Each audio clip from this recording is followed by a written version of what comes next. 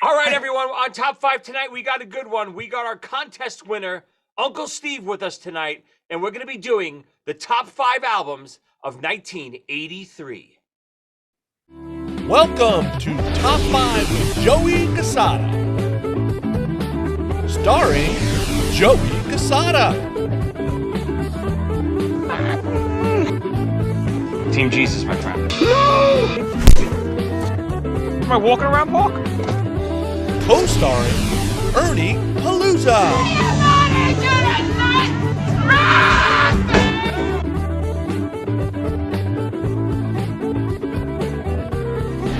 And the Doctor, Tommy Snyder.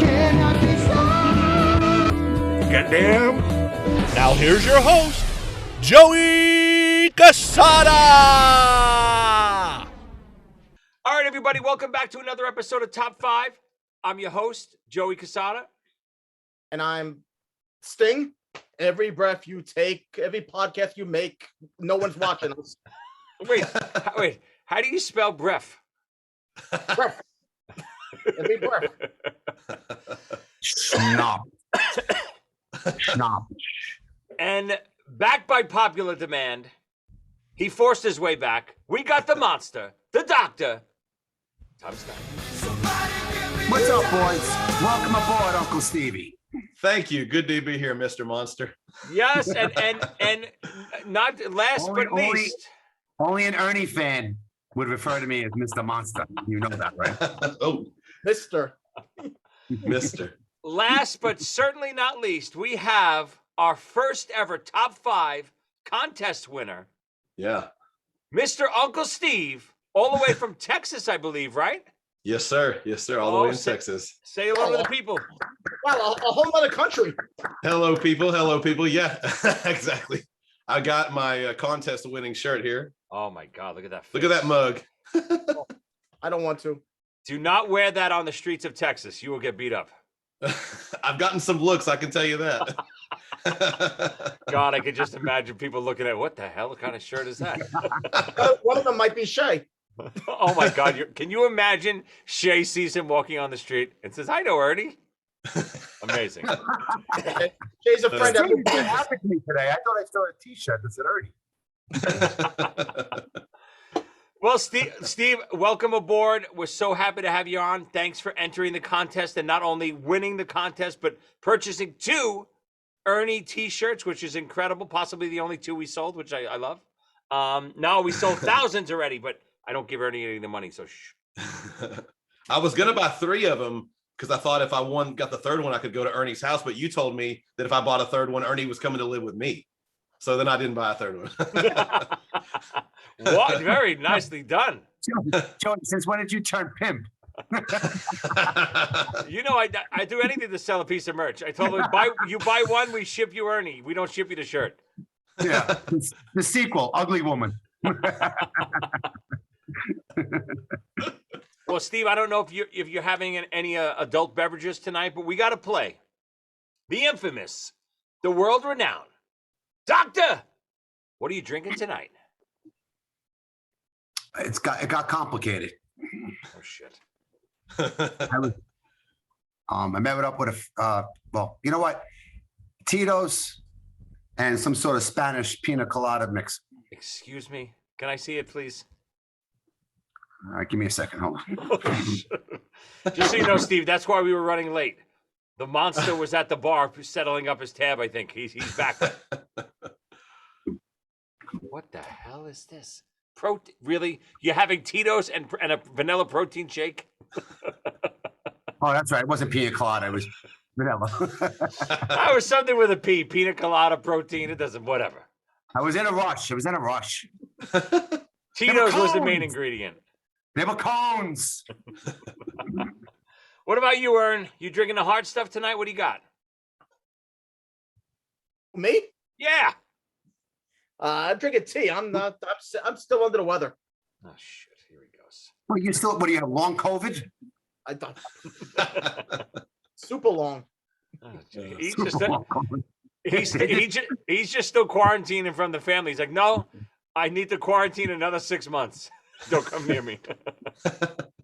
They love me. How about you, Steve? What are you doing? Anything over there? I'm drinking some flavored water. Ooh, he's in Ernie's boat. Yeah. It's all they would sell me with the shirt. That's all they would sell me. What am I on retreat with a bunch of Boy Scouts here? What's going on here? What do I'm you got having there? a little bit light tonight. A little Michelob Ultra. Beautiful. Oh, I'm gonna throw up. Oh, these are delicious. Michelob What's the matter with Ultra? you? You're gonna throw up. You have a protein shake with Tito's in it. Pull that up to the. No, hold that glass up to the camera. What glass? Well, we got a good one tonight, Steve. I know we were going back and forth. We still see it. We could see it. You got to do a commercial later for the protein shake and Tito's. I can still do 15 push-ups. Are you not motivated to work out in the morning? Put a little Tito's in your protein shake. You'll be motivated. Have my friend Tito motivate you. He motivates me.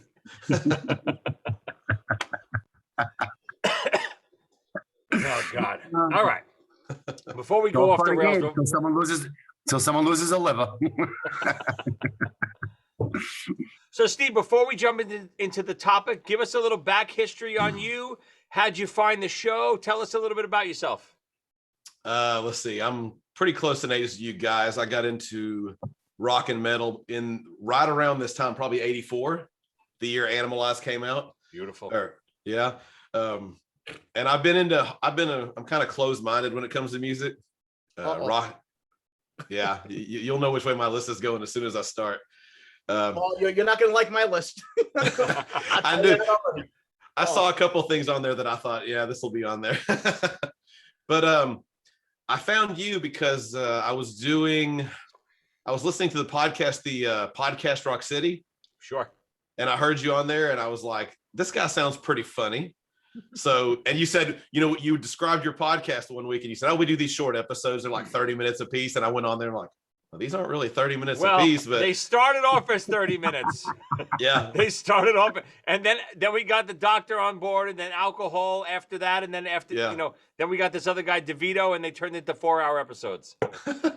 But the thing that cracked me up the most, I guess, because all of you guys are in New York. Where are all of you at? Like currently you're in Pennsylvania. He's in Pennsylvania, right?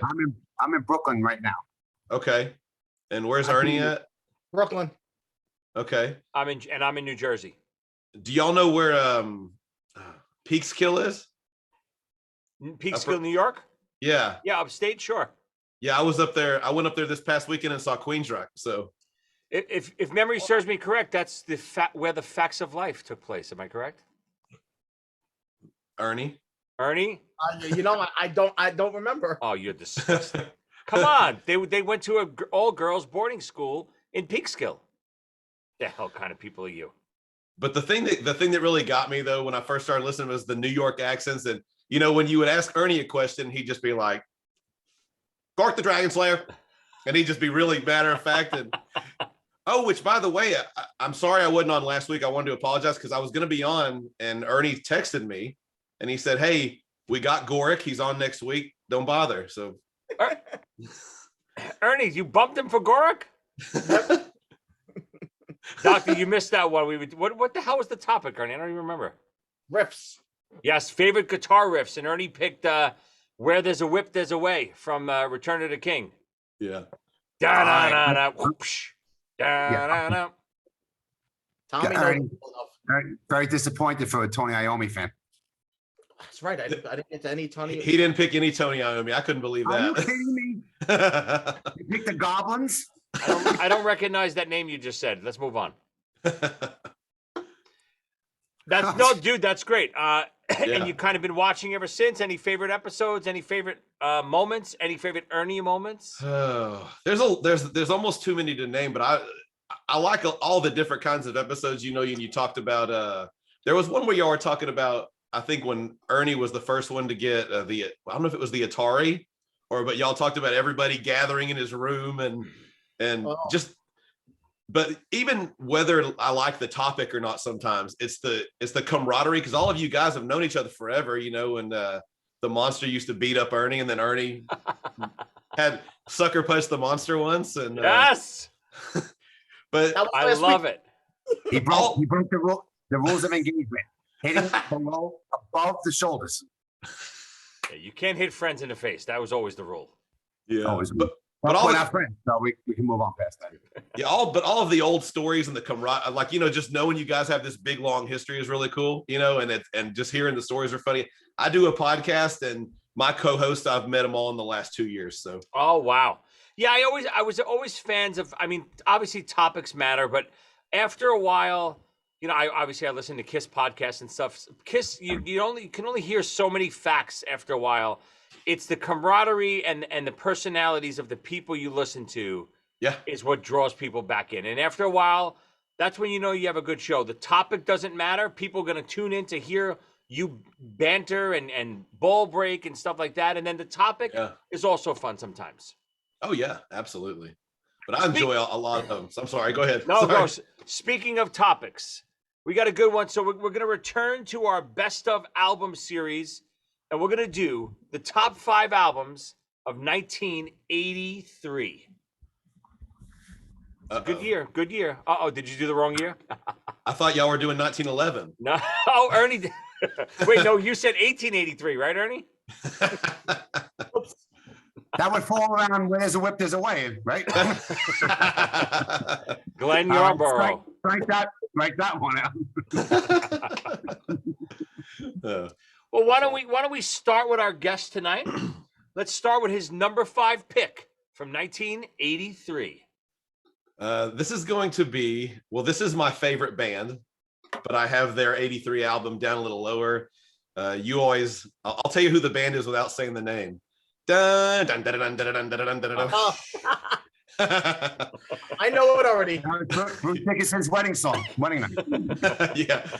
Yeah. My number 5 is "Peace of Mind" by Iron Maiden. They did a show on VH1 a few years back, and it was about the history of metal. And "The Trooper," which is probably the best song on the album, was the song that led off every single episode of that, which I thought pretty telling. But I love it. It's a good album. So, Uncle What was Steve, some of the songs on that? Refresh my memory, because say again. yeah, what were some of the songs on that? Away from. It's got a "Flight of Icarus," "Revelations," "Where Eagles Dare," and I'm assuming, based on, like, y'all did one on books recently, and all the different books you've read, they have one about the book Dune. To Tame a Land. Yeah, To Tame a Land. I'm going out to buy the album. I just sold Iron Maiden an album to Joey Cassata. No, you still haven't. But they tried to name the song Dune, and the author would have nothing. He was like, "You can't name the song Dune." Did it go something like this? Da dun dun dun dun dun dun dun dun dun dun. Yeah, that's the exact tune. But wait, that can't be true. You can name a song Dune. I don't know. They can't have the copyright. They don't have the copyright for the name. It might have been the Dune. lyrics, maybe. It might have been the lyrics that maybe went overboard. Yeah, I think the lyrics are. I've never seen Dune. I'm not really. You're gonna hang up on me when I say this, but I'm not really into all the mystery, magical. Whoa! I'm sorry, Steve. We're running out of time already. You just described Kiss. You better shut your mouth. I'll redeem myself here in a little while. I was gonna say, Steve, not a great start. Not a favorable start. If you So no chance I'm coming back.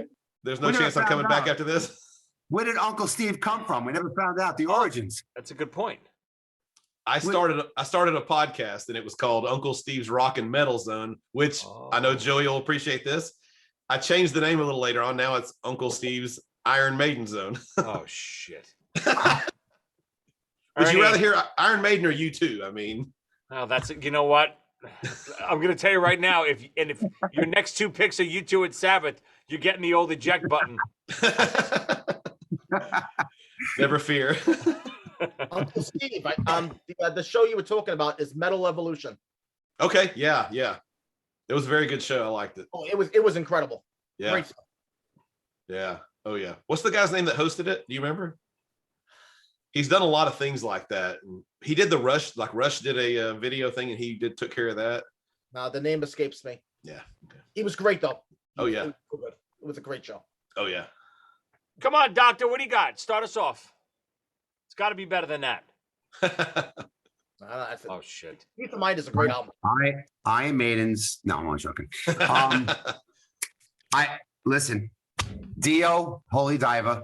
I didn't realize 1983 really was my breakout period in music. It really, a lot of these albums here really, I guess, made me really go after being a musician and stuff. I mean, some of this stuff, I mean, Holy Diver, the album, Rainbow in the Dark, that was a go-to song we used to play when I was freaking 14, 15, when I started in a rock band, you know, and Straight to the Heart was another challenging song to play.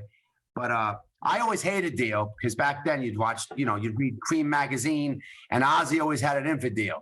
Ozzie never blamed himself for just being drunk and not being able to show up for work, but he used to hang the dwarf behind the drum set, and that was to symbolize Dio. Is that true? I never knew. Is that really true? Well, Ozzie can't come out and say that.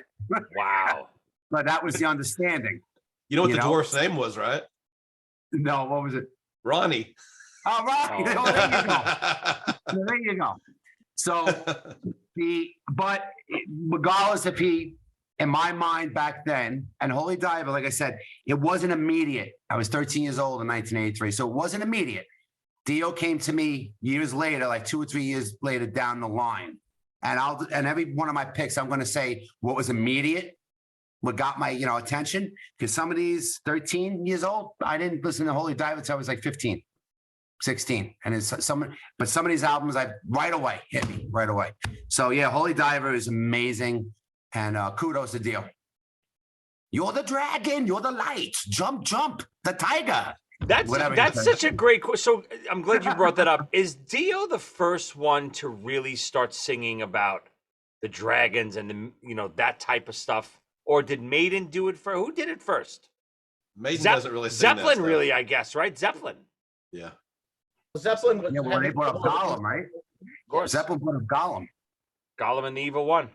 Right. So, but Dio even said he he was questioned on this, and in Black Sabbath, Geezer Butler took the lyrics from him and says, "That's it. We have to worry about the brand. You're singing in abstract forms." And Dio used to brag about that. My listeners are very intelligent. I leave it up to them to figure out what I'm singing about. So, whatever, whatever. Teach his own. Come on, Ern. What do you got? I got to tell you, my compared to what they just two chose, my choices they're not rock at all. I really went all pop with this. And their choices are all better than mine, by the way. My number 5 is the name of the album is 90,125 by Yes. What's on that record? The big hit was Owner of a Lonely Heart, but Yep. But it's a really straight new wave. It's not what you think of when you hear the word Yes. And this is the Yes I was introduced to. I didn't know that 70s incredibly sophisticated, progressive, talented stuff. This was just all new wave songs. And this is my number 5. And you're not gonna like my choice. We did that U68 episode a while back. Owner of a Lonely Heart, I remember, was a big staple on that. Not the U68 Power Hour, but in general, I remember Owner of a Lonely Heart was a big video. Very big video. Yeah. There's even a better song called video. Leave It on that album. That's even better than Owner of a Lonely Heart. But the album is really, if you like new wave, it's great. That song had to get a lot of plays because that's everywhere you went, you heard that freaking song. Oh, And it was once a great song, and it was overplayed so much I wanted to kill myself. I don't know Yes that well, but I feel like that's is that really like their only commercially successful, charting song? I mean, obviously they were a great big band, but I would think so. Right. I mean, I know, Runabout and stuff like that, but I don't know Runaround. But I don't know a lot of the other stuff. I really don't. This is the only album that you would like. You should keep it like that, Joey. It's good. I'm not putting Yes on. I might put Yes on before Maiden still, but I'm not. I'm not going straight to yes later tonight. Wow. I'm gonna give Ernie a big no. A big no to yes. All right, it's gonna get worse as we go. By the way, Well, Ernie, It's if you were telling it people that's not hard enough, mine's definitely not hard enough. Mine goes mine is strict pop, or pop, rock and roll, whatever you want to call it. Why do I Joe, smell Joe. some flash dance? Some Joe, I flash think dance coming on the way. mine is much softer than yours. Well, not if I can help it. The battle of the softies. Joe's a maniac on the floor. No, not yet. That might be coming up later. That's better than this record. Oh no. I'm gonna go. What a great record this is, and I feel like this band has been forgotten over the years, and I don't know why. Gotta go, Huey Lewis and the News, Sports. What an incredible record! Yes, I'm so happy. God, Yes. what a record this is. I mean, this is it. Heart and Soul, Heart of Rock and Roll, just hit after hit after hit. The I miss it. production, the quality, so many incredible songs on this record, and just so pop friendly and radio friendly. Phenomenal record. I am so upset. I had a list of these albums and that one wasn't on it. Yeah, absolutely. Yeah, it would have been one of my top fives, but I believe it's 83, unless I'm wrong. It is. Yeah, I saw it on there. It is. Yeah, I didn't see it on there. Unbelievable. Unbelievable. you knocked my heaviest album off my list just now. That's my heaviest. I sunk your battleship. Yeah. But am I right? I feel like over the years, all those big pop acts in the 80s went on to be recognized for years and years and years. I feel like Huey Lewis was just forgotten. In a way, right? Huey Lewis and Hall & Oates, they were competing for the most hits as an artist. I mean, they had like next to the Beatles, they were both like throwing out these number one hits. I don't know. I mean, he had some, I think he had some hearing problems, right? Correct? That put him out. I'm not sure. Yeah, he's gone deaf or something like that in his ear. So that's why he doesn't perform that much anymore.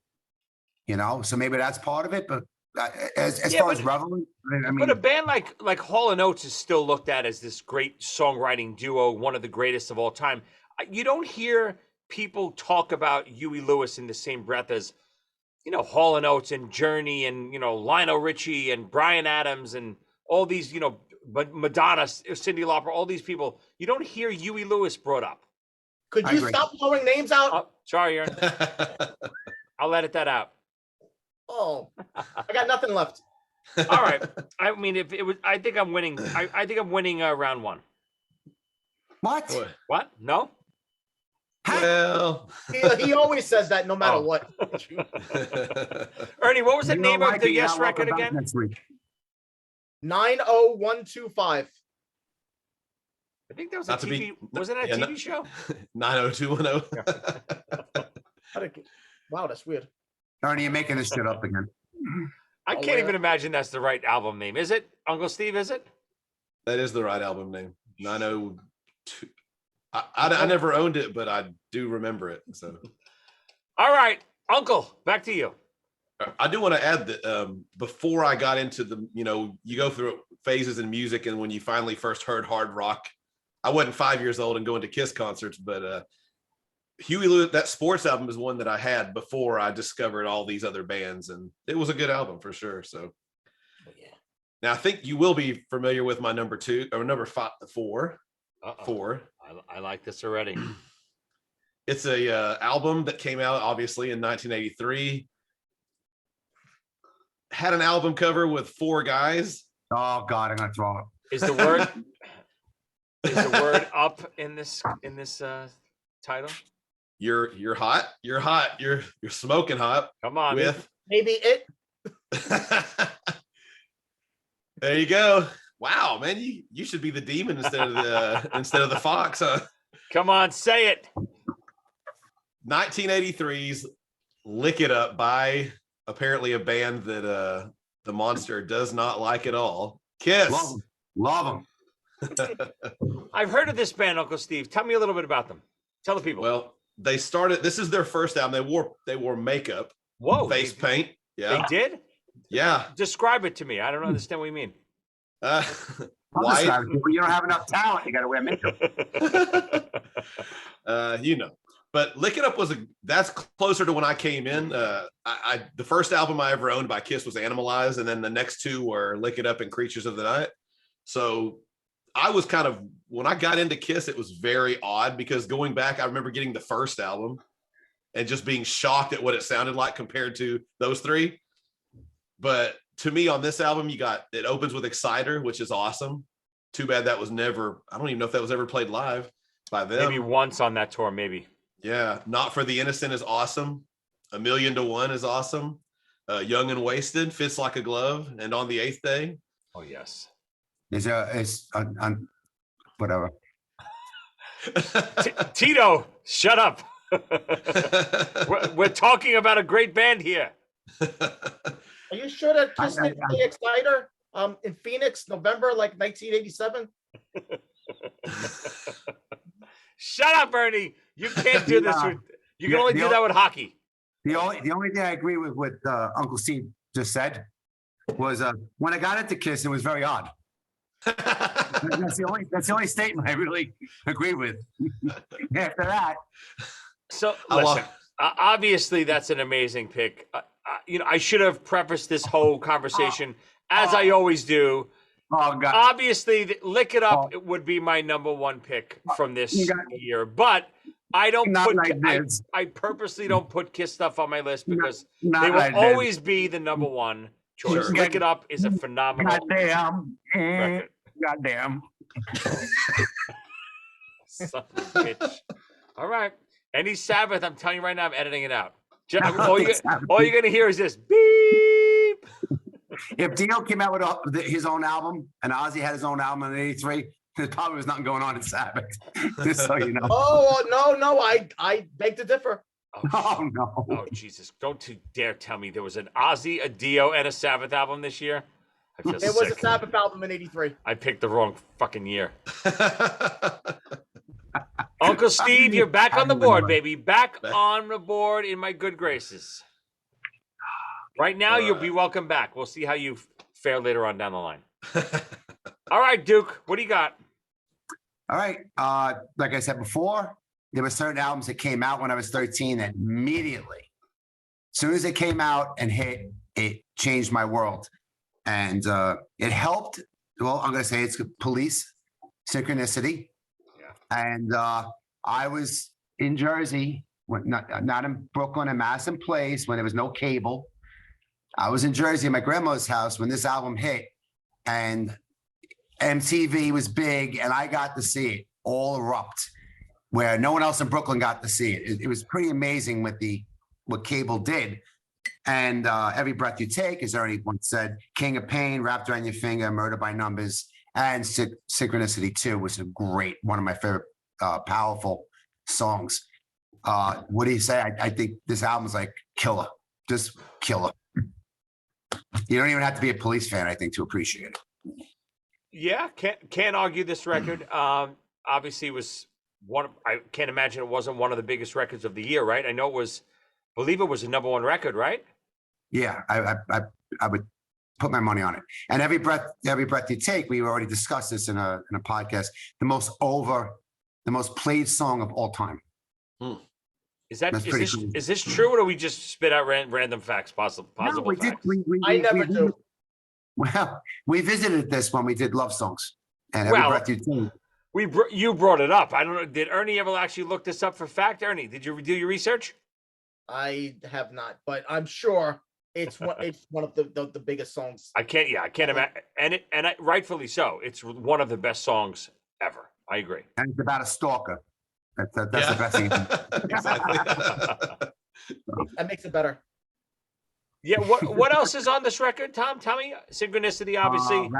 Wrapped Around Your Finger. Yeah. Every Little Thing She Does Is Magic is on this? No. The King of Pain, Wrapped Around Your Finger is, I think, about Mickey Mouse and Fantasia. Message in a Bottle on this? No. Oh. No. King of Pain. Oh, King of Pain, yeah. Yeah, King of Pain. But I believe we call Wrapped Around Your Finger is I'll Be the Apprentice blah, blah, blah. That's about Fantasia and Mickey Mouse, the Disney film. Yeah, Nice. Sting wrote a lot of, yes, wacky lyrics. Is King of Pain about Carlito? Here come the pain. I'm reloaded. Nice pick, Doc. Not bad. Not bad. All right, Ern, what do you got? Wanted to say one thing about Tommy's pick. Though. If we were doing best album sides instead of side 2 of Synchronicity is probably the best album side. Yeah, agreed. Every Breath You Take, King of Pain, Wrapped Around Your Finger, and Murder by Numbers. That's the side 2 of that album. Yeah, Incredible. insane. You know, that's a good podcast in the future. I'm just That's, looking up side 1. So Synchronicity, Walking in Your Footsteps, Oh My God, Mother, Miss. Yeah, I don't know any of those songs. And then the whole second side, you're right. Crazy. That'd be a good podcast down the road to explore. Best one side of an album. Yeah, Yeah, I like that. that's pretty cool. But you're And with supposed to this, we make could do our best side 1. You know? quarter of the second side or first side. Wait, what'd you say? Nothing. Anyway, so I was just talking out loud. What'd you say? You look nice tonight. You look nice tonight. The best. Come on, Ernie. What do you got? You know something you said before about Huey Lewis that it's like they just got forgotten for some reason. This guy is even more in it. Can't Slow Down by Lionel Richie. Ooh, I don't know if I know the record. What's on that record, Ern? Only 8 songs on it, and All Night Long, Penny Lover, Stuck on You, Running with the Night, and the incredible Hello. It's a pretty. God, 83 is a freaking great year, huh? All of these, I mean, obviously that's why we do the 80s years first. We're going through all the 80s. God, what great music. I know we're dated and those are the years we grew up and those are our, early teen years and stuff like that. But holy shit. Yeah. All right. You did it immediately at 13 though. When did you get into that? I gotta say probably about 13. Matter of Yeah, fact, and Joey said how great it was that year. I'm gonna call my parents later and thank them. You notice that the pop songs, the pop albums that are really good that we're naming were immediate to us. Where heavy metal was kept in the back burners. It wasn't up front as it was in the later years. You know what I mean? But it's got to be because the pop records were on radio, right? Right. Yeah, exactly. We didn't, the only way you were hearing Dio is if you had an older brother or sister or or friends that heard it. You weren't hearing Dio on the radio, and we didn't have cable. We didn't have MTV yet or anything. Right. Yeah, I love me some Lionel Richie. Hello. How you doing? No, Oh no! What? Hello? What? Ernie, is it me you're looking for? not anymore after that. All right, so I gotta go. My number 4. Hello. How you doing? How you doing? I don't know if the song would have been quite as a hit. Hello. How you doing? With the blind girl in the video. Is that the blind girl when she makes the terrible sculpt? That thing is a nightmare. Oh, that thing is terrible. How did they let that go in the video? His head is like this big. It's like so wide it looks awful. I forgot about that video. Jesus Christ. I don't know how they let that actually air. They couldn't get a better sculpt than that. Jesus. I would say what I think it looks like, but then it'll come out the wrong way, but I won't. All right. My number 4. One of my favorite bands of all time, and this is a great record. This is, I don't know, it's not their biggest record, obviously, but it has some crazy songs on it. Gotta go Journey, Frontiers. Separate Ways, Faithfully, Send Her My Love. So, I mean, what a great record. And this is, I don't know I guess Escape is really the album that they really turned pop, right, Ernie? Yeah, the Escape was the big album. Right, but this, once Open Arms was on Escape, right? Yep. Yeah. Once Open Arms was their first super pop song, if I remember correctly, and Neil Schon didn't want to do it, and once it became a big hit, then of course Faithfully is okay, and so on and so forth. But I mean, this record is so good. But this is one of the bands, like Tommy said, even though it's more of the pop band, I wasn't into Journey as a kid. I was not in. I didn't know about Journey. I knew Open Arms. I knew the big songs and stuff, but I didn't know Journey like I learned about Journey over the the last even 10, 15 years. I wasn't a Journey fan growing up. What about you guys? The greatest hits is really it's everybody incredible. had that CD. Yeah. So I mean, Separate Ways. The him killing the E string sounded so cool. I mean, it was heavy metal to me. So Separate Ways really got my attention. You know, that bomb, bomb, bomb, bomb, bomb, bomb, bomb, bomb, bomb, bomb. Right. But it was great. It was awesome. No, I was not into Journey to the later years. What about you, Uncle? Until I fell in love. And experienced love.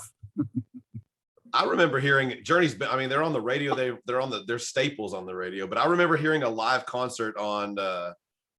There's a show that they always record concerts on, and they would play them on the radio at times. I can't remember what it's called, but I remember hearing a concert and they played this song. Oh shoot, I was just singing it in my head.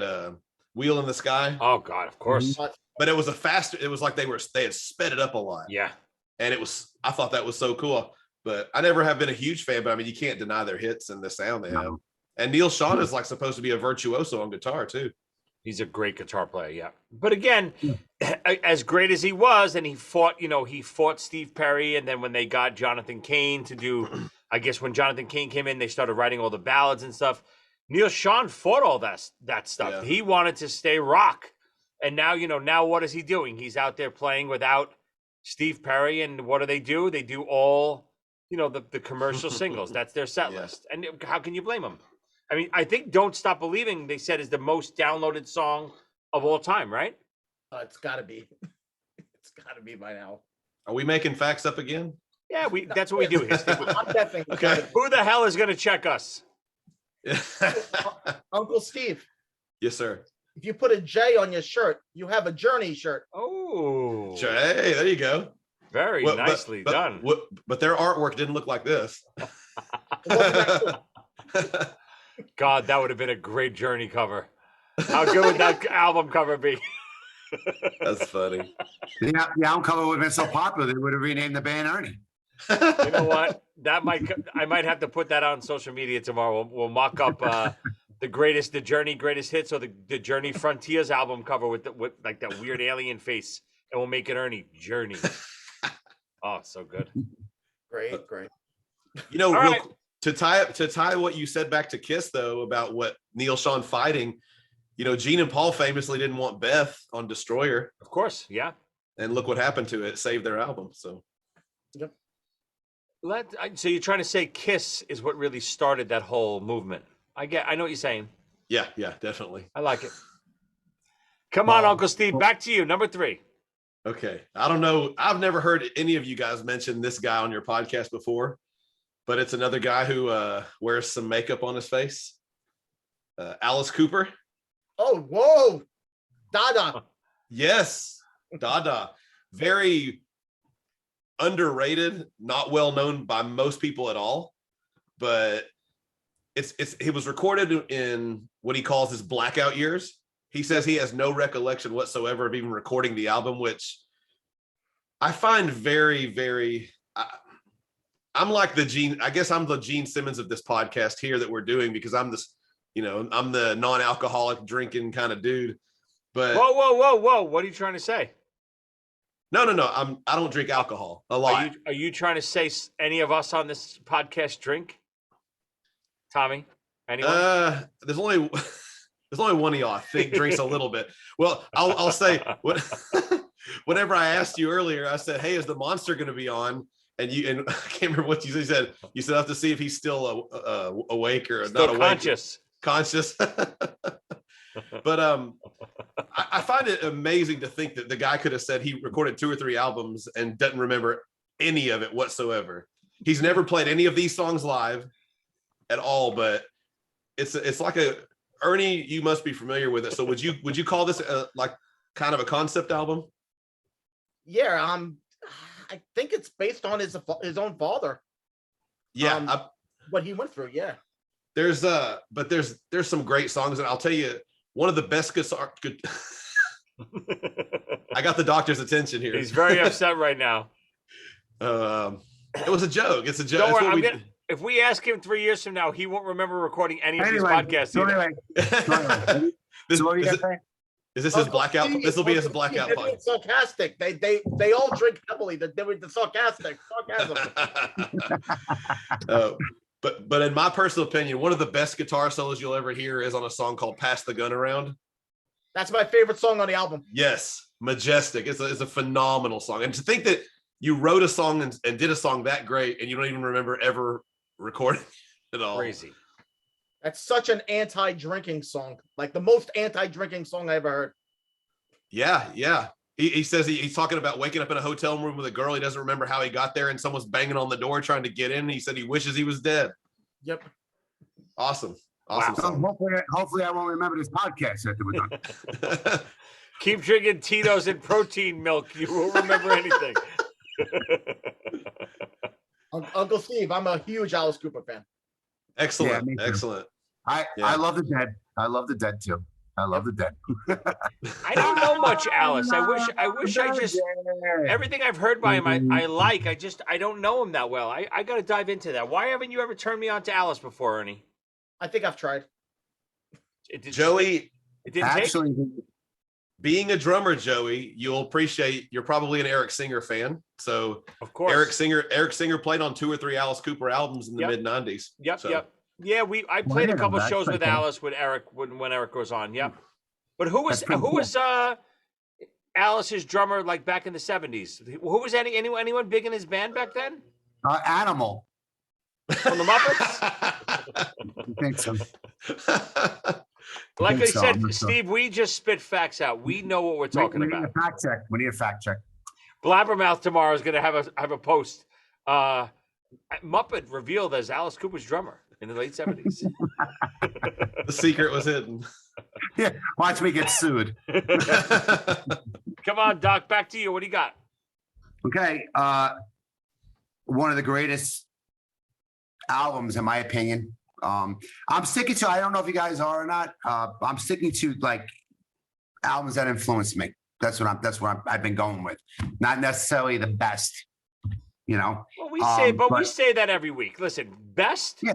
So anyway, anytime I use the word best, it means my favorite, which I Right. consider. Guess what? The best. yeah. So once again, next to Police, it's Def Leppard Pyromania. I mean, it was mind blowing on MTV. And like I said, the album itself on the radio was one thing, but that summer, my grandmother's house on MTV with I think they had the battle, the videos, and my God, Def Leppard was up there for almost the whole summer with their videos. And I mean, Rock, Photograph, Too Late to Fall in Love, Foolin', Rock of Ages.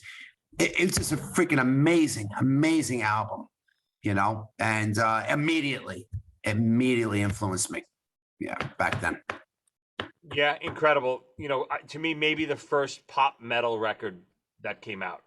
I think this is what started it. You know, people maybe could argue Van Halen stuff maybe first, but I think this is the album that started all of the hair metal, pop metal, if you want to call it, movement. Commercial metal, whatever the hell you want to call it. I agree. You know, I mean, How about Ice Cream Man by Van Halen wasn't like a pop metal. It wasn't being played on the radio. These No, were but number one hits. when I These say were like hits. Van Halen, I always consider Van Halen starting like that happy party metal, Right. party rock, parties, you know, always everything is about a good time and having fun and drinking and partying. I think Van Halen started that, but then Pyromania, I feel like, started the commercial success of, even though obviously Quiet Riot, maybe at the same year, I think, but Quiet Riot had the #1 album first, but Yes. Pyromania just seems like to me that pushed the limits for later on the Bon Jovis and the Poisons I and agree the with you. Cinderellas. I agree with you. I don't think Van Halen approached that until 1984. The album Agreed. Jump. Yep. That's when we hit that level of pop success. You know, I think Van Halen did not let any AC/DC influence in their music, but Def Leppard, AC/DC was creeping in there a little bit. Well, especially early Def Leppard, right? Yeah, well, even Pyromania, I hear the rock till you drop that. Sure. No, just that twangy country is. But that's why. But what you see is after Pyromania, like the hits on Pyromania, Rock of Ages, especially Photograph, Foolin', that's the stuff that took and became hits. And then you see on Hysteria, and then the metal movement, the commercial metal movement. That's the area they went. They got away from the AC/DC guitar-driven stuff, and they went more of the, commercially successful type radio-friendly, if you will, hits. Right. Up until that point, everyone was doing like Bad Kiss. Whoa. Well, everything but the real Kiss is Bad Kiss. Right. Except the album was selling. Come on, Ernie. Where are you? She's So Unusual. Oh, Cyndi Lauper. Great record. You got 10 songs in it, and I'm just gonna name a couple to show you like how there's no filler. Money Changes Everything, All Through the Night, When You Were Mine, She Bop, and then after that you got Time After Time and Girls Just Want to Have Fun. And there's only 3 songs left. It's only a 10-song album. Incredible. Agreed. Amazing. Also, I feel, obviously she's remembered for those years, but I feel a little forgotten after all this time. Like Madonna stayed relevant, Janet Jackson, all these other pop girl singers from the 80s. Cyndi Lauper really didn't cross over, right? I know she did the Broadway show and stuff, but I feel like She's So Unusual didn't stand the test of time where it should have. No, she stopped having hits. The others kept having hits. Yeah, you're right, I guess. Didn't that album really break out though? Whenever they got the dance scene for Napoleon Dynamite with Time After Time, isn't that about? Well, that was more of a resurgence, but yeah. I'm kidding. Well, even more so. I mean, I was a big wrestling fan. Cyndi Lauper's "Girls Just Want to Have Fun." If you remember, Captain Lou Albano is in that video, and that started. People don't even remember that started the first WrestleMania. That's how the rock and wrestling connection started, with Hogan fighting Piper, with Cyndi Lauper in his corner and all that stuff. That's how the whole WrestleMania 1 started. Ozzie and the British Bulldogs.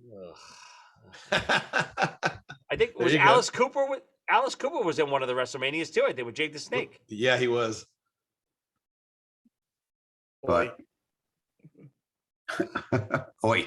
And Kiss had a wrestler once, right? The Demon. Yeah, the Demon. Yeah. All right. All right. Just Facts. That's the new name of the show. Just Facts. Rubber bands in the beard. Oh, how cool is that? Come on, he had rubber bands sticking out of his face. But the whole storyline behind that was he just plays Cyndi Lauper's father in the video. But he went on like WWF television and told everyone he's Cyndi Lauper's manager. He discovered Cyndi Lauper. I mean, it was obviously all ridiculous. And Cyndi Lauper wound up coming on wrestling and was like, this fat idiot didn't discover me. He's just an actor in the video. And that's it sparked the whole WrestleMania. And it really contributes to all of the popularity of wrestling in the 80s. And people forget that Cyndi Lauper really started that. With the stupid video. Yeah. Absolutely. All right, where am I? Number. Hold on a second. Don't forget about True Colors. It's not like she never wrote another hit. That's a good True point. Colors is one of the most beautiful songs ever written. But go ahead. Is that her next album, Tom? I don't think so. It might be the second. I don't know. I'm going to be quiet. I might be fact checked. Yes, it is. Since when do we fact check? Come on, who cares? All right. So, in the vein of Ernie, yes, it was the second album. He also had a top 10 hit from the Goonies. Yeah. Oh, Good Enough? What is it called? Yeah. Oh, that's a good song too. I forgot she did that. But that wasn't on one of her records. That was the Goonies soundtrack. I think it was never on an album. Yeah. God, what a great movie that was, huh? Speaking of good movies, you like that transition? Hey, you guys. Speaking of, we got to have Dave on one of these days.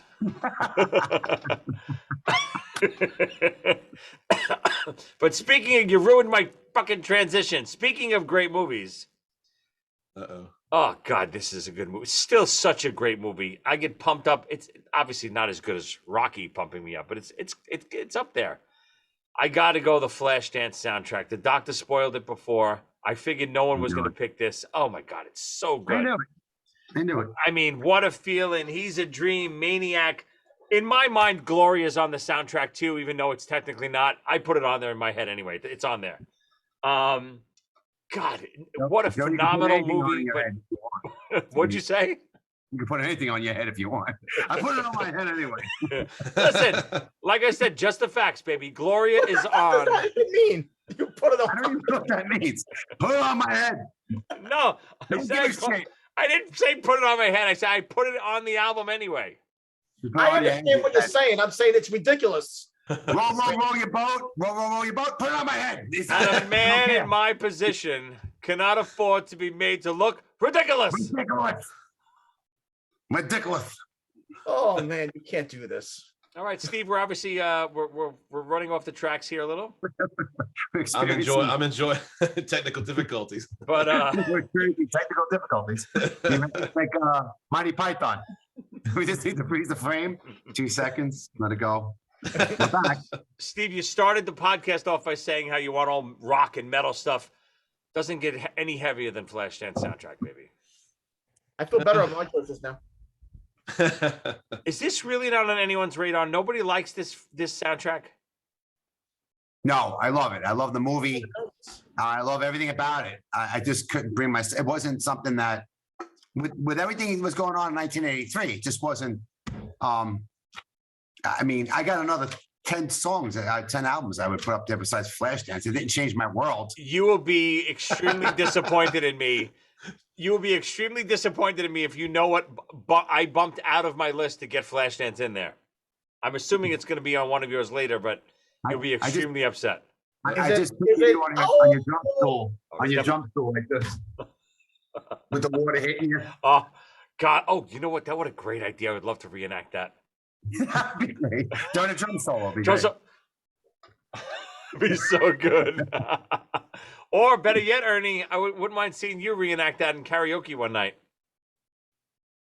Do what? The whole Flashdance scene when the water falls on her when she's in the dancing with the chair. That's cool. There's a good video with Ozzie Osbourne reenacting the dance. Oh, Lord. You ever saw it? Everything goes back. See this? See what I did with Steve? Right back to that moron Ozzie. Yeah. We'll be hearing from him shortly, I believe. Oh, God. I believe. Ernie? I believe so. All right. The doctor's making a house call. Steve, don't disappoint me. Don't disappoint me. Back to you, number 2. Disappoint him. You like it. Hit him in the nuts. I think the monster, and I hate to say this. Oh, I don't hate to say this, but speaking of Ozzie Osbourne, yep, he put out, yes, sir. He put out an album in 1983 called Ernie. Bark at the Moon, baby. So that's no moon. Bark at the Death Star. That's a space station. That's no moon, yeah. Bark at the space station. Go ahead, tell us about Bark at the Moon. Well, this is, I don't know if you guys did this when you were younger, but the way we used to get albums when we were, at least when I was younger, is you would go to the Columbia House little thing and you'd order 13 albums. And especially starting out as a music fan, and I didn't even know what to order. You're just looking through that. I've seen this in Hit Parader or Circus, but Bark at the Moon is definitely one of the ones that I ordered. And it's an album that, I was in junior high school, and the songs, Bark at the Moon, You're No Different, Rock and Roll Rebel, Slow Down, Waiting for Darkness. It's a great album. And it was the first album with Jake E. Lee. That riff, the opening riff on that album, that's something Ozzie did on Blizzard of Oz with I Don't Know, Over the Mountain with on Diary, this album, and then even the riff on The Ultimate Sin is just super heavy. It's not quite in the same vein, but to introduce your new guitar player with Bark at the Moon with that riff, and not the solo in the song, the solo that ends the song is iconic. And then the video. He's bringing me to tears. He's bringing me to tears. Listen, as much as I want to badmouth it, I really don't know the record, but I mentioned this even on last week's podcast around with the riffs. Big Jakey Lee fan. I love Jake. Loved his riffs. Mm-hmm. I like the Ultimate Sin record just because of Jake.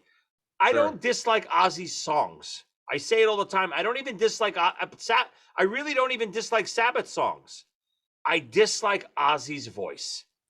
It's just there's nothing appealing about it to me at all, melodically and tone wise. But the song wise, Uncle Mike, continue. There's not Uncle Mike. That's Uncle Steve. No, Uncle Steve. Uncle Mike, continue. Now, that might be the opening of the show right there. I'm in love with him. I'm in love with him now, Mike. This. Googly eyed.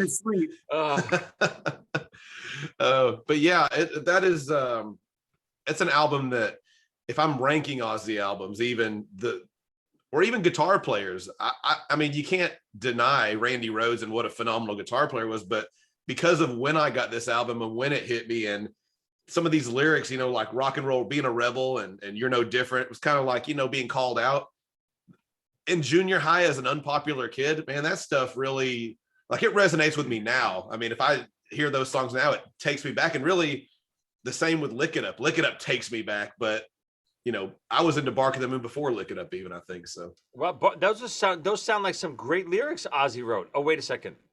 He didn't write them. Ozzie doesn't write the lyrics. Yeah, those were Bob Daisley. Yeah. Didn't he screw out of all the publishing too? Right? Am I right? Am I wrong? You're not wrong. Only the facts. He got it eventually. It just took him about 30 years. Well, I don't think Vinnie Vincent ever got his due on Lick It Up, so I think it's the same deal. We know how Gene and Paul treated Chris and Ace, right? I don't know what you're referring to. Anyway, that was my number one. It was big deal because Randy Rhoads had passed and I was just a kid. And there was a really dark time where no one knew. You had Shout at the Devil. Speak of the Devil, excuse me. Speak of the Devil. Where Brad Gillis stepped in and Ozzy was obligated to play the Sabbath tribute album, which he didn't want to do. So everything was up in the air. No one knew what was going to happen. And it was amazing. Like you said, when you hear those first chords of Bark at the Moon, it was in tradition of the past two albums and how it starts off. Yeah. And listen, Bob Daisley, I don't like the way Ozzy treated him at all. Bob Daisley has been there from day one. Yeah. He's amazing. The album is pretty cool because Tommy Aldridge is on it, but Calm on a Piece was the one who replaced him, and he's actually playing on the album. But Tommy Aldridge is the face on the album. Insert. No, Tommy Aldridge does play on the album. No, Calm on a Piece came in and replaced him. He replaced him on the tour. No, we placed him on the album. On the album. Just the facts, Yes, Uncle Mike. Just the facts. Uncle Mike. No, I know that. Calm on a Piece. Actually, at last minute they shook in the whole production of the drums, and they brought Calm on a Piece to come in, and he's on the album. He's actually on the album. And Rudy Sarzo and Tommy Aldridge actually were leading up to that point. Diary of Madman tour and so forth. Yep. But we can fact check that one. But I am 100% positive on that one. Hey, I got a bit of trivia about this. I'm sorry. Oh, okay. I was going to point out there's a piece of trip on the Bark at the Moon album. One of the songs is about Bob Daisley's paycheck. Now you see it. Now you don't. Ernie comes to look at Doctor guzzling the milk. God, there's no way you're not getting sick after whatever the hell you're drinking. How could you be drinking protein milk with Tito's vodka? It's not possible. One more. Fill one more up. All right. And also the So Tired video, we can't forget, where the mirror exploded and Ozzy was flown via Concorde to a undisclosed location. That's when we knew that glass went in his throat during the recording of the video. So there was a lot of cool shit and a lot of mystique about that album, and it was pretty cool. Ernie is so tired about the guy from Cuckoo's Nest.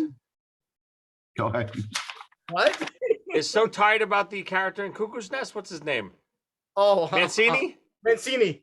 I'm tired. I'm tired. So tired. So tired. For Christ's sakes, take a nap. I think he just told, for Christ, sit down. Right. He would walk around. I'm tired. So tired. No. All right, Yes, Uncle Steve. Unfortunately, either way, we're not going to have you back after that pick. But moving on. Doctor, what do you got? Number 2. All right. I got Billy Joel, Innocent Man, and I have to be honest with you. This is not the music on this album. He went back. He took it back to his roots. This album, to the 50s doo-wop stuff. So if I wasn't into Billy up to this point, this is probably an album I would not have bought. I happen to be into Billy up to this point, really into him. And, but I listened to the songs. I mean, An Innocent Man, obviously, and Easy Money, The Night, Tell Her About It, The Longest Time, Uptown Girl, Careless Talk. I love Billy. He's one of my favorite artists of all time. But this one particular album by Billy Joel, probably I wouldn't have bought it if I wasn't already into him, because it was way back 50s type. Tell Her About It was not my thing when I was listening to heavy metal at the time, you know? So, yeah, but I still love the album. But like I said, if I wasn't already a Billy Joel fan, probably never would have loved it as much. Yeah, I'm so glad you picked this record. This is actually the album that Flashdance bumped. And it's almost for what the reason you said. So I've revealed many times that you two, mainly you, Doctor, you got me into Billy Joel. I was not a Billy Joel fan growing up. If I did know any songs, it was probably the songs off of this record. I knew some of the songs off of this record because they were very, they were hits on the radio and stuff like that. But I was not a big Billy Joel fan growing up. Looking back, of course, I love this record. Is it one of my favorites by Billy? By all means, no. But if this impacted me when I first heard it, the way Flashdance did, it would be on my list because it's just as good an album, if not better. But Flashdance, the reason why I bumped it, had way bigger impact when I first saw that movie and heard the soundtrack.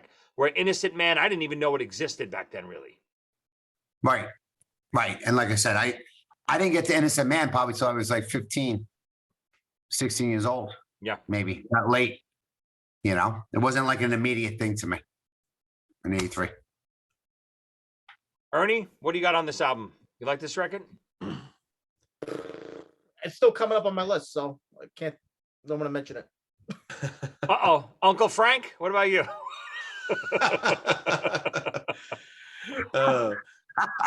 I've never been a big Billy Joel fan, but I mean, I definitely respect what he does. And there's a lot of, like, all the hits that he names. I mean, I recognize them all, and I enjoyed them. So. Yeah, again, it's obviously just the songs you named on it. You can't deny the popularity of this record, right? The only song on this album, if I was going to turn someone on to Billy Joel, would be An Innocent Man. And that's where it would end, because everything else is kind of like 50s feel, doo-wop-ish, Yeah, but it's awesome. But I like it because it is a little different for him. So I like bands, again, not to always bring up Kiss, but Kiss has so many different sounding records. I don't want all the same Billy Joel record. I like that there's totally different sounding records.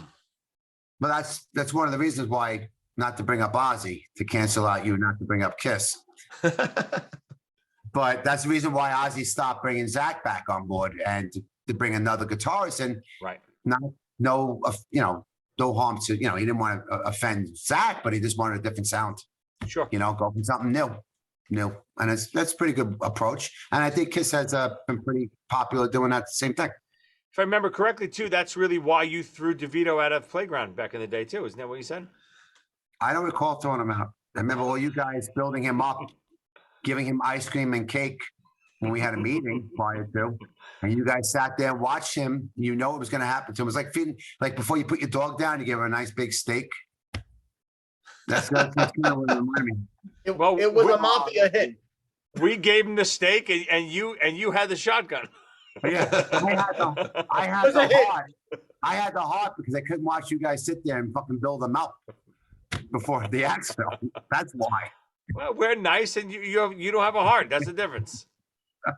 Okie dokie. Poor DeVito. Brian, if you're listening to this, we love you. We didn't want you out. It was old Tommy. Moving on. Schnapps. Ernie, what do you got? It was mentioned earlier by Mr. Cassata. Sports by Huey Lewis in the News. Oh, beautiful. Uh, That means I know Ernie's won. Yeah, it was just mentioned about 2 minutes ago. Yes. But come on with sports. If this is it, I want a new drug. I got Heart and Soul, the Heart of Rock and Roll. It's almost a perfect album. Even the songs that weren't hits, Bad is Bad and Finally Yeah. Found the Home, Walking on a Thin Line. It's one of the first albums I ever liked as an album. I was at the perfect age when this album came out. I couldn't agree more. I mean, again, what a phenomenal record. I don't know if I was that into it the year it came out, but I didn't even know about the record. Again, records back then, especially pop records. I was more into rock records and Kiss and stuff like that, but pop records, I don't know if I was really into full records. I was into the songs because I heard them on the radio. I mean, I owned sports, but I don't know if I owned sports in '83. I'm not sure. I wanted to say it earlier, but because Pyromania and Synchronicity, that album dominated the MTV, the cable network. You know, that whole when it was released. It was those three albums. I mean, the videos were nonstop, and I'm really upset that it was off my radar. But what a great album, and the videos were just as great. I mean, they were amazing. And like I said, I was watching it real time in Jersey, and it was amazing. It really was. Yep, great pick, Ern. I think it's interesting that I Want a New Drug has kind of disappeared. It's such a great song, and you never hear it anywhere. And I think it might be the word drug in the title that might screw things up. Maybe. New drugs might be offended by the old drugs. You have to change the title. The old drugs put they blacklisted it? Yeah, they got offended. I can see I that. want an old drug. Top 5, just the facts, baby. Get high on a new thing. Oh, well. Can't even say that. All right, my number 2, I can't believe this is not on anyone's list yet. Madonna. My favorite record by this band, some people would say the record before this, I got to go Shout at the Devil, Motley Crue. Listen, I love Too Fast for Love, but just like we've been discussing the whole time, the best part about this podcast is reminiscing about our childhood and remembering the events that, triggered these, moments and, a song that triggered a memory and so on and so forth. Too Fast for Love was not on my radar back then. I don't even think I knew Too Fast for Love until Girls, Girls, Girls came out. Then I went back for Too Fast for Love. Shout at the Devil. You were 8 years old when this came out. You're right. Shout at the Devil. You're right. I was 8. Shout at the Devil. Shout at the Devil. When that came out, that I knew right away. I remember hearing it, the cover with the pentagram, and just the look of Crew, the back of the album. I bought it immediately as soon as it came out. The videos, U68, the post-war apocalyptic videos of all like the ruins and Motley Crue fighting all the different characters in the videos, much like the Lick It Up videos, dude. If you remember, they definitely stole those. But just a great record. This is my favorite Crew record. Too Fast, Too Young to Fall in Love, 10 Seconds to Love. Looks That Kill, Ernie, was one of my top riffs of all time last week. Just a great record across the board. In the beginning, Joey Cassata was not aware of the first Motley Crue album. But in time, he had discovered. And I remember, like, even when I first heard Too Fast for Love, I didn't like it at first. It was too punky. Vince's voice was too far the other way. The production is horrible. It took me a little while to makes appreciate it. On the same token, you know. Yep, and that's why I appreciate it now. But when I first heard it, like I said, I think Girls, Girls, Girls was out, and I knew Wild Side and Girls, Girls, Girls with the big pop production. When I heard Too Fast for Love, I was like, merry-go-round and round, merry-go-round, and I was like, I don't know if I like this. Yeah, I don't think I like it anymore after you sang it. That was my interpretation. That was Ozzie singing merry-go-round and round. Want to ruin any other songs for me? All right. All right, hold on. What we? Shout out the devil. Yes, talk to me. I didn't like it, but I have to say one of my favorite top 20 heavy metal songs of all time. Too Young to Fall in Love is on it. So good. I love that freaking song. I love the middle part. Always did, when everything drops out at the solo and it goes right back into the offbeat and shout out the devil. It's on my honorable mention. So it made the list, and that was the first concert I ever saw. That was Bark at the Moon and Motley Crue opening up for Ozzie Osbourne, Shout the Devil in Nassau Coliseum. And I was 14 years old, and it was amazing. I want to know the truth. Mm-hmm. Who was better that night? Well, Motley Crue was shot because he wasn't singing that night. He was screaming, you know, it was like, listen, I was there to see Ozzie. So Ozzie could have came out, fell off stage and went unconscious. I would have said that was the greatest Ozzie performance I've ever seen. Wait, did he actually do that? Did he do that? I bet it was either that night or the night after. We leave that to Steven Tyler. But anyway, no, it was amazing. But it was the aftermath outside in the parking lot. The cars overturned and fires and oh wow! Why? Insane. Wait, where'd you see them? Nassau? Yeah, Nassau Coliseum. My first concert. Why was all that stuff happening in the parking lot? Just not people being mad, just kind of having fun? Well, what do you sound like, church lady? That's what heavy metal kids did back then. No, but I mean, it wasn't a riot. I don't understand it. Why the loud music and why are you setting fires? They were trying to reenact the Motley Crue videos. They were trying to make it look outside like the Motley Crue videos. I don't know. This is a 13-year-old, 14-year-old scared kid. Great concert, my brother-in-law and me, and then left. And then when we were walking out, I was like, holy shit. And you were hooked forever. Yep. I just got reminded of another example of Tommy's bullying. Uh-oh. You know the lyric your love is like dynamite. That lyric? Yes. Tommy would always spit on purpose. Show me. What did he do? They say your love is like I can't remember it was like dynamite. Yeah. I know you remember it, Tom. A true monster. What a monster. Do you remember that? A monster. I don't recall. I don't recall.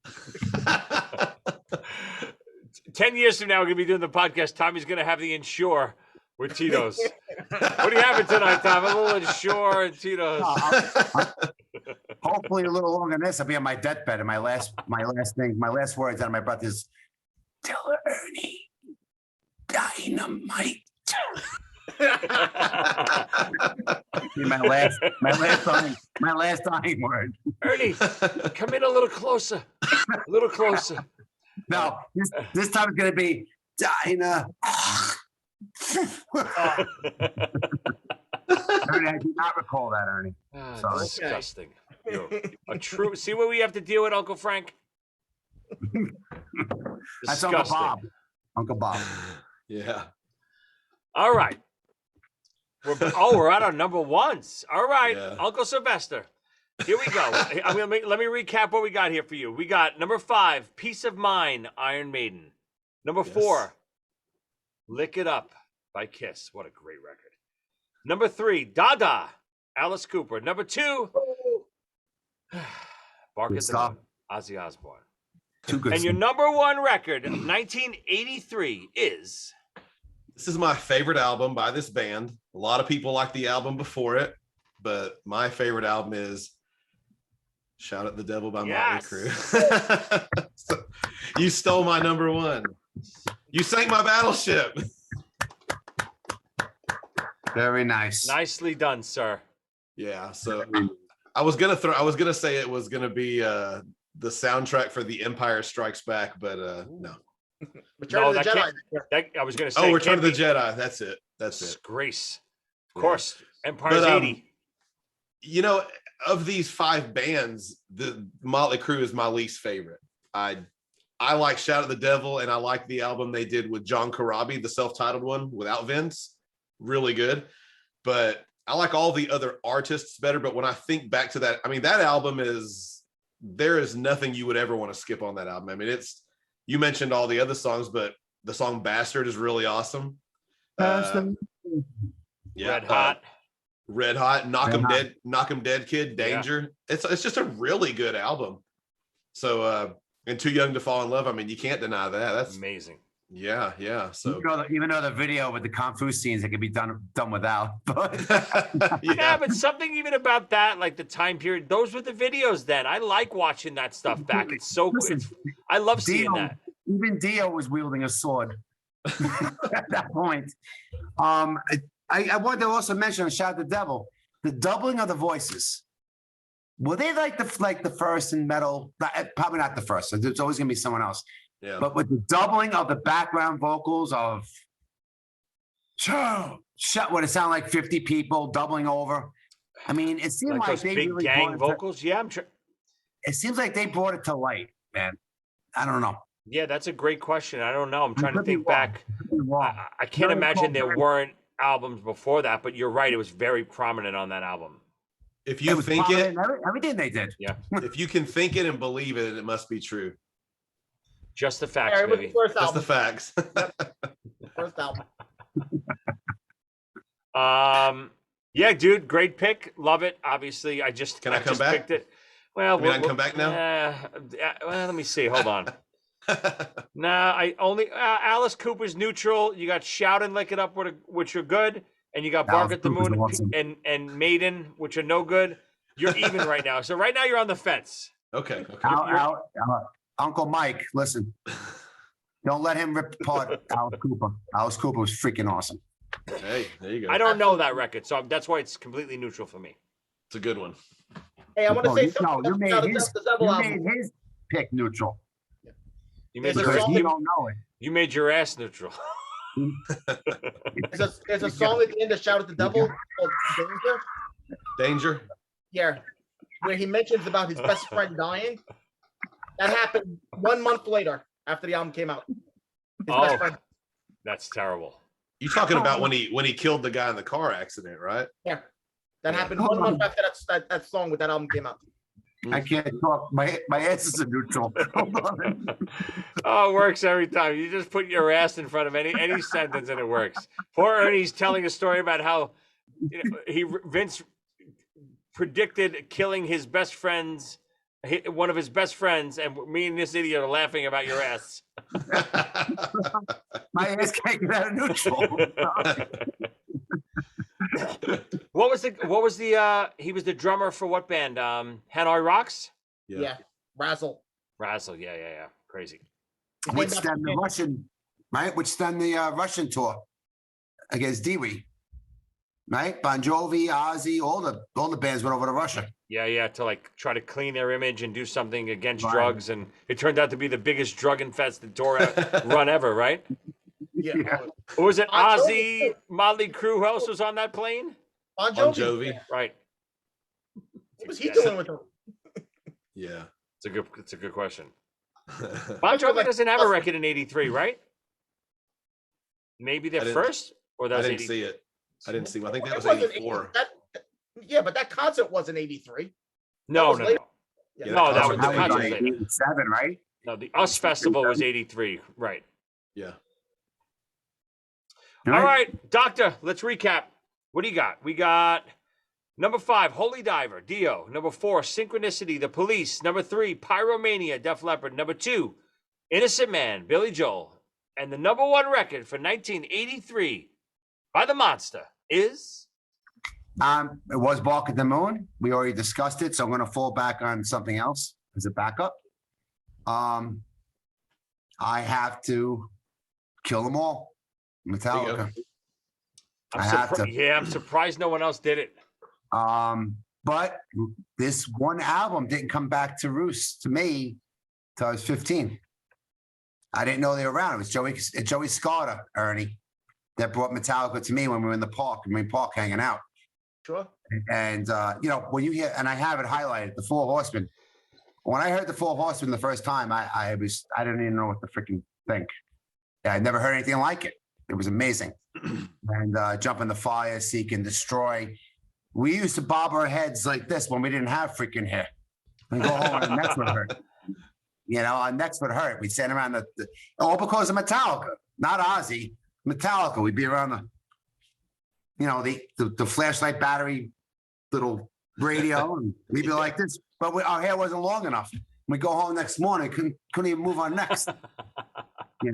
But Kill Them All. It's funny. It was around in '83, but at 13, I was just getting into Ozzie, and listening to other things. I wasn't a heavy metalhead completely, and I think it was like, I'll say 15, 2 years down the road, where I heard this Kill 'Em All, and it just changed my world. It changed everything. It really did for me. Yeah, I don't know this record from back then either. Obviously, I know it now. But back then, this is completely off my radar. Obviously, I'm listening to Flashdance. I'm not listening to Kill 'Em All. I'm listening to What a Feeling, not Four Horsemen. It's a big difference. You sound like you're proud of that. I am. Yes, I'll still put on What a Feeling up against Four Horsemen today. Not back then, still today.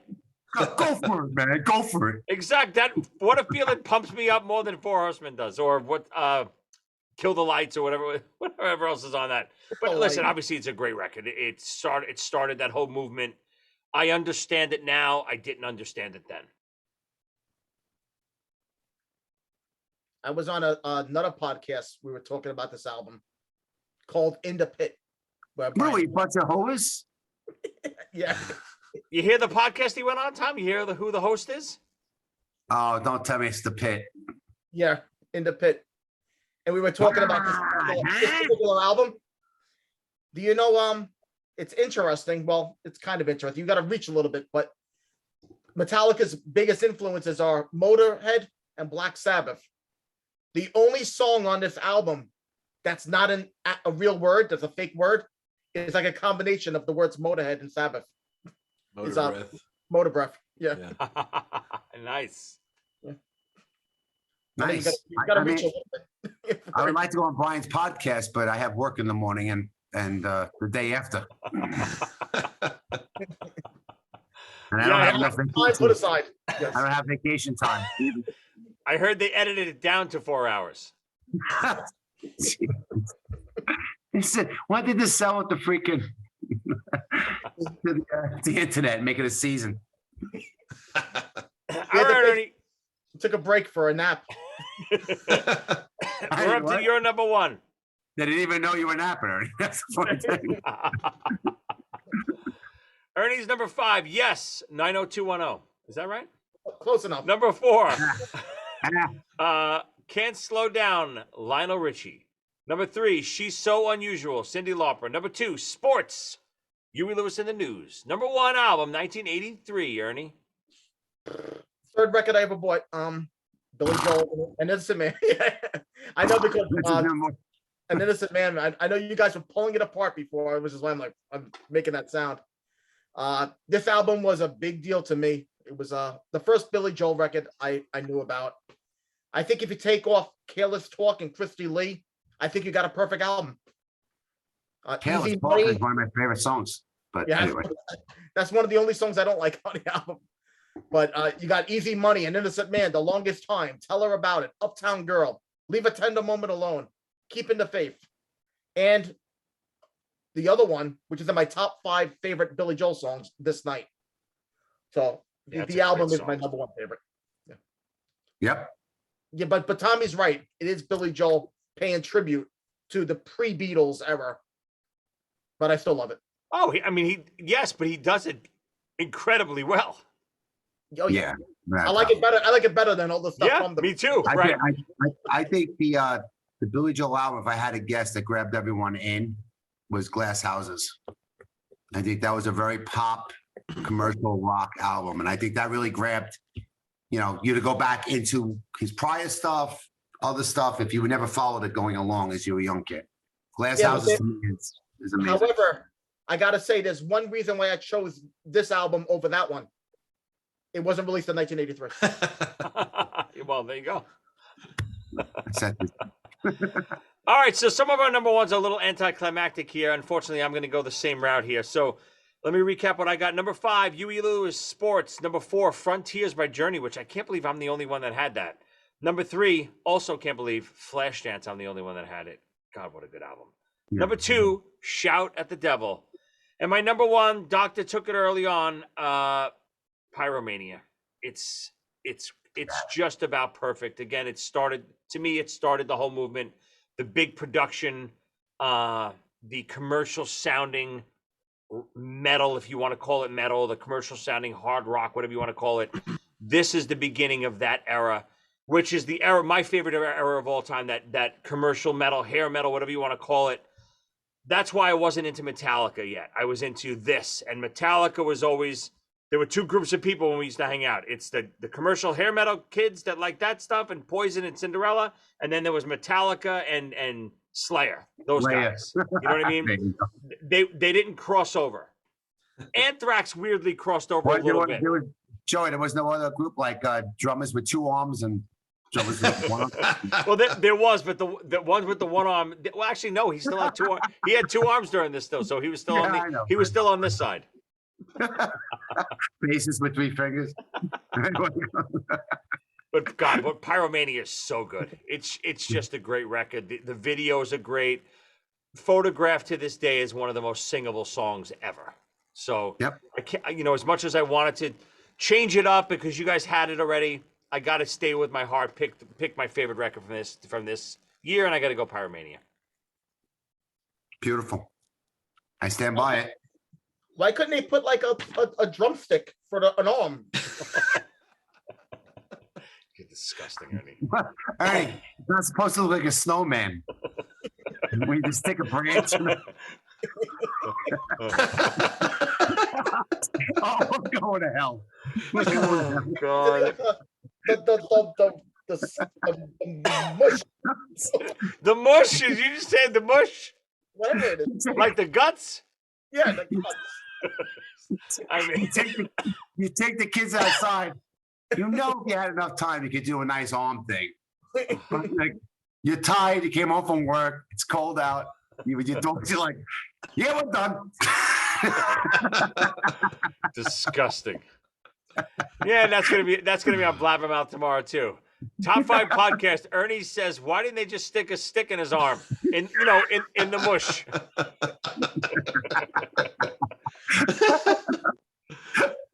And we're canceled. I'm sorry, Uncle Ernie. This is our last episode. I'm glad you came on. Not Uncle Ernie's Uncle Bert. Oh yeah, Uncle Bert. Uncle, it's even better. Uncle Oscar the Grouch. Had some great lists. I love, again, I say it every week, I love doing this show because we get to reminisce about our childhoods, and every time we talk about something, it jogs new memories for me, and it opens up, all this other stuff that comes flooding back when we mention all these songs and things that happen in these years. It's always fun to revisit not only these songs but these years as well. And I love revisiting the years like this too, because all of these years blend together to me. I didn't remember this was 83 until we started talking about 83. You know what I mean? Like, I didn't remember all these records were 83. I knew they were earlier 80s, but I didn't know they were 83. I don't know about you guys. I mean, most of us are around the same age except for Joey, but 13, very impressionable time for me with music. And when I pulled it all up, I couldn't believe how much, I mean, this stuff on this list that really influenced me. I mean, and it's amazing. I didn't realize it. 13, that was my breakout period with heavy metal. It really was. And Quiet Riot, like was mentioned, there was never mental health. You know, it's amazing. You know, Yeah, but you know what? I feel like that's that's not a great record. There's a couple cool songs on it, but I don't know if that's a great record. That's why. No, I had to hear that one song the whole summer, and that was written by Slade. Ernie, what year was Out of the Cellar? 84. Oh, see, I thought for some reason I thought Out of the Cellar. Did we do 84 already? Yeah. I think so. Oh, yeah. Yeah. No, this was a good one. Nobody mentioned Melissa. Who? Merciful Fate. Merciful? Merciful. Of the chair. What does he say? We have to paint the door. What is it? We're gonna repaint the front door soon. We're gonna put you in your new room in the attic. That was researching that video to put into this that episode was so much fun. Grandma! Open we need to paint the front door.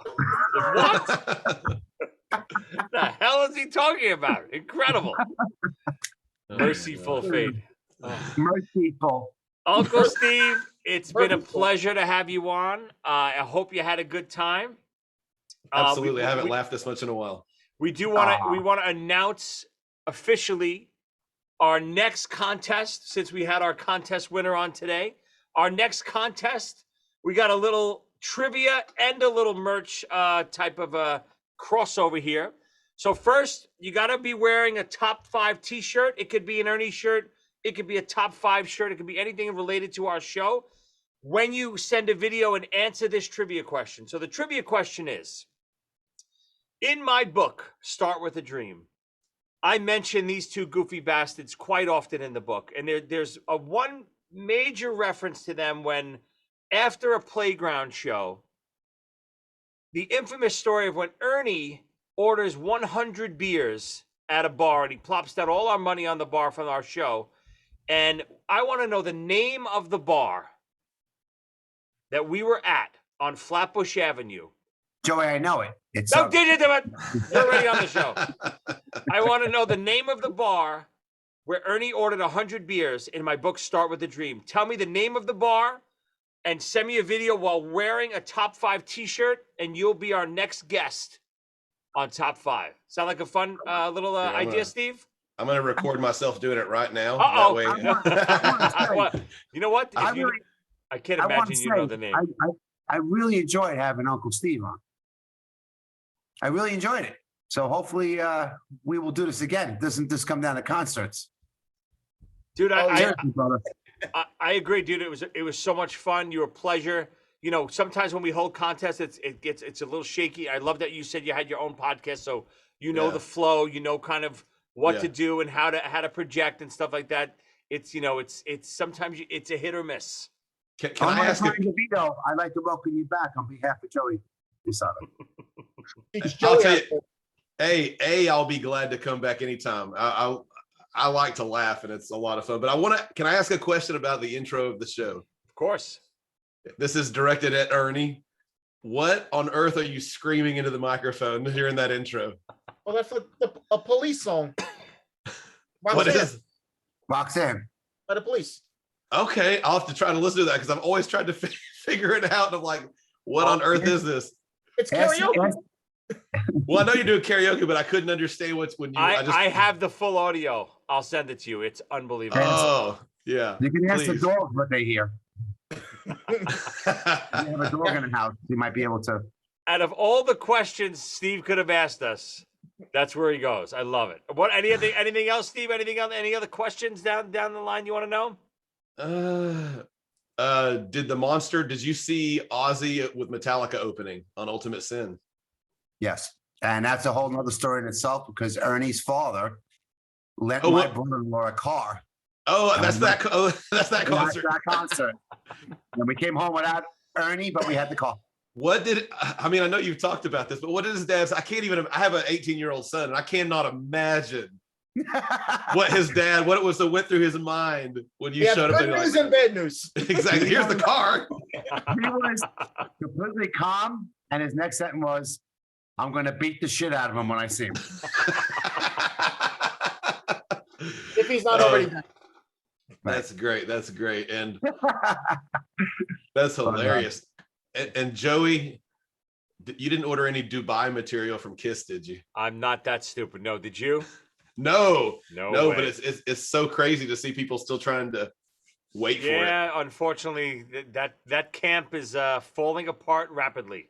I don't like to admit that in front of the monster over here, but Yeah. we'll talk off screen. I don't want to talk about Kiss that way. I do have an Asylum album that I was very proud of. It's funny, we have the album by our rival bands the same year. He bought Asylum and I bought Ultimate Sin. Wow. Yeah. Tears are falling, man. I was like, wow, Kiss actually wrote a really meaningful song. That was like pretty cool. That's funny. I had Destroyer on 8-track. That's how long we're going, how far back we're going. Oh, wow. 2XL was singing Destroyer. Played on my 2XL, yep. 2XL was singing Beth. I would love to see that. How great are the lyrics to Great Expectations? Ooh. What The an- lyrics- it's a very underrated song. I like it. Oh, the lyrics are incredible. The lyrics are pretty rough. I mean, Gene sounds awesome during the chorus, Yeah. but Oh, Guys, this was a great one. Steve, thank you so much for coming on and entering Yeah, our Steve. contest. Let me see Don't that be a shirt one more stranger. time, please. Wow. Steve, what a shirt. You can get that shirt right now on Amazon.com. Just Journey. type in top 5 with Joey Cassata. And I don't even think you need to type in Ernie. Just type that in and it'll pop right up. Because if trust me, if you try to type Ernie shirt on Amazon, that's not what comes up. By the way, Steve, I'd like to get to know you. I'm the only one that's not a whore on everyone else's podcast when it ends. okay. I'm devoted to this one podcast only. Only. We're the only ones that'll have fine. them, of course. What are you, crazy? And so I've already proven otherwise too, being here, right? Who the hell else is going to have Right now, someone? buddy. Who's going to have someone coming on drinking protein milk and Tito's vodka? Come on. You know what? That's the best you can come up with. All right, everyone. Remember, the new contest starts immediately. Send us a video of you wearing a top 5 t-shirt and answering the trivia question. What bar in my book did Ernie say, I want 100 beers? What was the name of that bar? In my book, in Start With a Dream. It's in there somewhere. Go find it, order a top 5 shirt, and send us your answer. You'll be the next guest on Top 5. Guys, great episode. We'll see you next time. Mwah. Love yous all. Stay well.